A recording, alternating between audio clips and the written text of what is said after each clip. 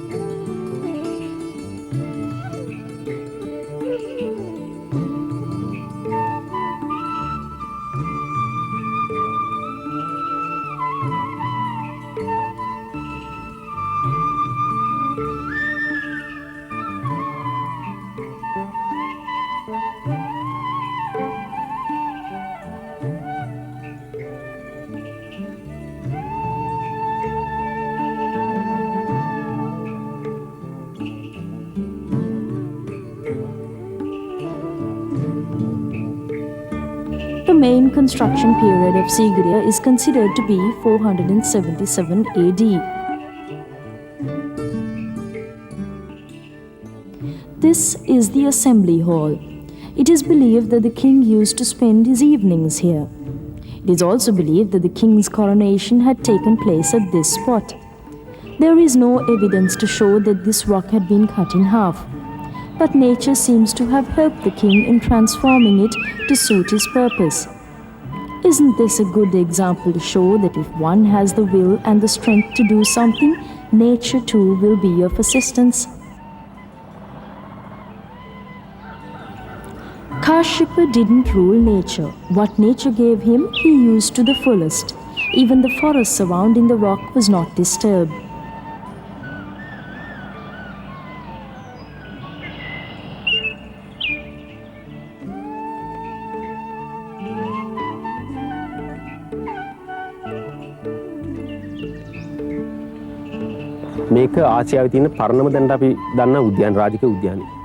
This is considered to be the oldest royal garden in Asia.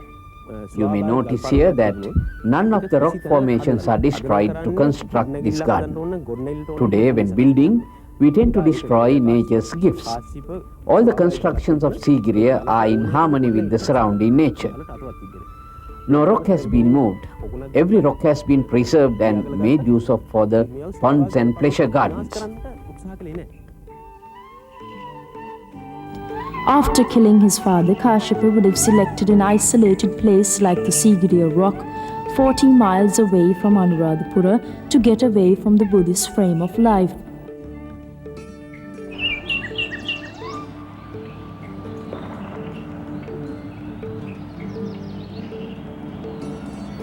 It was also a difficult location to reach.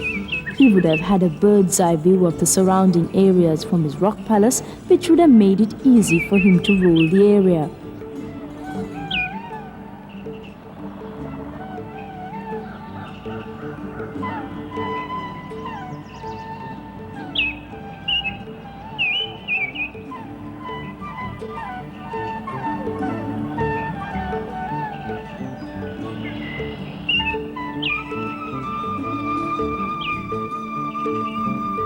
Sigiriya stands as a monument to teach us how very determined and clever King Kashyapa was. He was strong in mind.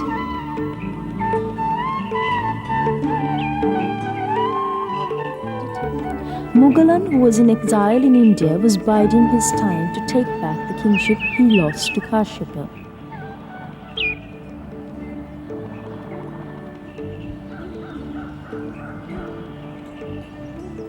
He would have also planned to confront the enemy when they left Anuradhapura for Sigiriya. Kashyapa, unlike other kings, was not afraid to confront his enemies.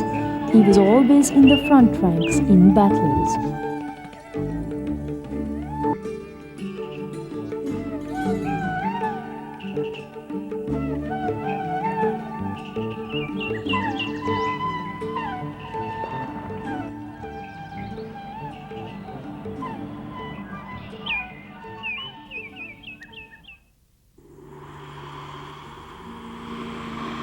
I built Sigiriya not as a hideout from my enemies. By birth, I had the courage and determination to go forward. Had I not had this determination in me, would I ever have built my palace on a rock with every comfort I could imagine?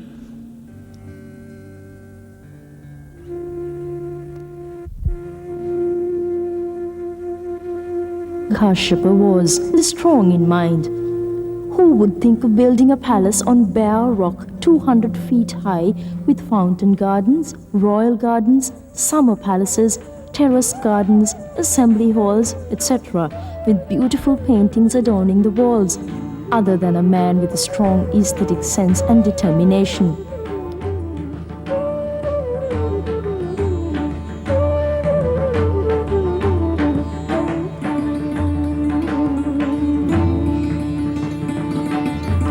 The artists who were responsible for the drawing, showing freely the exciting and intrinsic beauty of the damsels, would not be in harmony with the king in thought and ideas.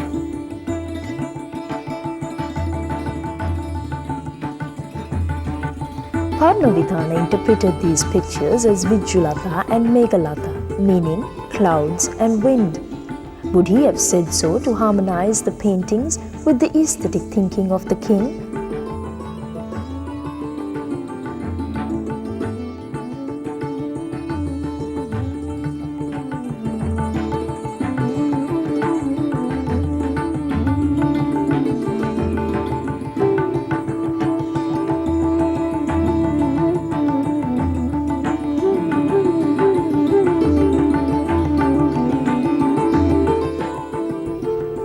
This palace complex would have been illuminated by the rays of the sun and the light of the moon. During daytime, the sun rays were made to reflect to the spot it was needed. This shows how the sun rays that fell on the pond reflect to illuminate the Sigiriya frescoes.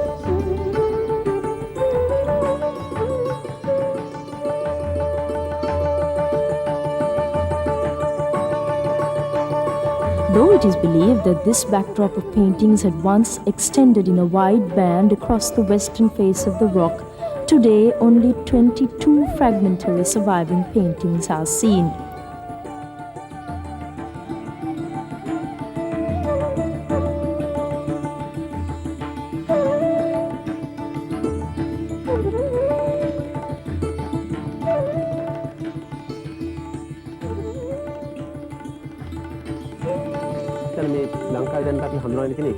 I think we find here the best paintings of damsels so far found in Sri Lanka's paintings.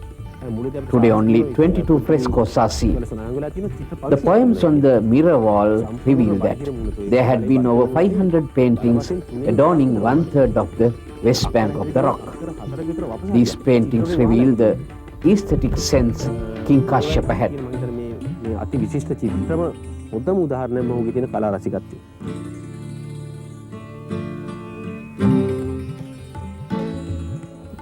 The king has had a gala garden festival each year for prosperity. The artists inspired by the beauty around them would have drawn these pictures. After the abandonment of the palace in the 5th century, Sigiriya became a place of pilgrimage. Greatly inspired by the paintings, our ancestors have composed poems addressed mostly to the ladies depicted in them.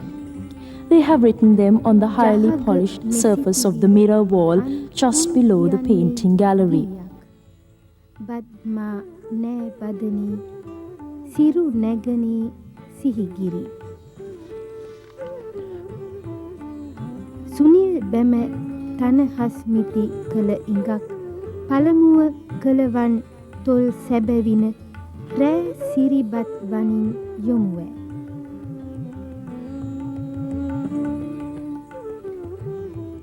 If someone says that I had every comfort I see nothing wrong in it. I didn't want to think of death or life after death. I wanted to live. Unlike other kings, I wanted to live like a god. Though I was not very religious, I worshipped Pidurangala Vihara every day, not because I was scared of my life after death. Though King Kashyapa was a carefree ruler, he had the time to be absorbed in religious activities. He constructed a Buddhist vihara in the name of his two daughters, Bodhi and Utpalavanna, and himself. It is known as the Bodhi Utpalavanna Kasupgiri Vihara. He also renovated Buddhist viharas in the vicinity.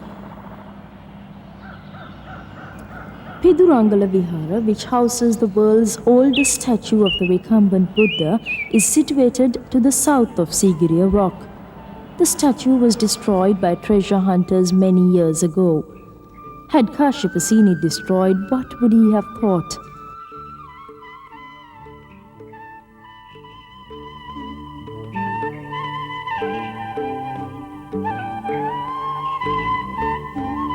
Some scholars have interpreted that the Apsaras in the fresco paintings are princesses worshipping at the Pidurangala Vihara. Legend says that there is a gold lotus in this pond and that it will surface someday when the water dries up. There are many archaeological findings surrounding the Pidurangala Vihara. It is believed that King Kashyapa's remains were buried in the surrounding area.